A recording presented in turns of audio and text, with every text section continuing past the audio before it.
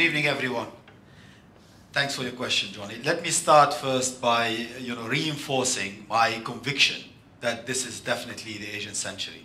I strongly believe everything that Peter have said is right. The fundamentals that has driven our business and helped the growth over the last 5 years remain strongly and will continue over the next 5 to 10 years. Let me just highlight a few elements here. First, favorable demographics. When I look, 54% actually from the population in Southeast Asia is below the age of 30. For our business in beverage alcohol, 60 million consumers come into legal drinking age every year.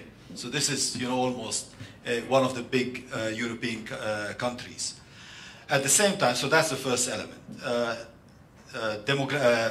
Economical growth, you look at all the stats, MIF, whatever you want, everybody is predicting at least 6% growth in Asia, which is a very solid number, and lots of countries in Europe will die to have this level of growth.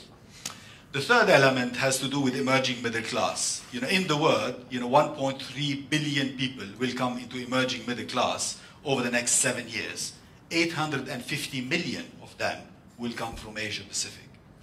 The fourth element is urbanization. We know, how much urbanization, fuels economic growth. And 450 million people in Asia will move from the suburbs into the cities over the next 5 to 6 years, which will also fuel, economic growth, construction, and obviously you entertain differently in cities than you do in the countryside.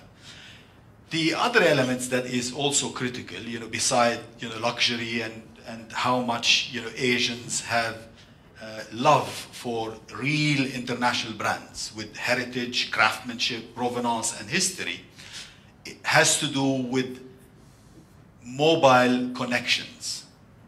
In 2 years' time, 50% of the world mobile subscribers will be in Asia.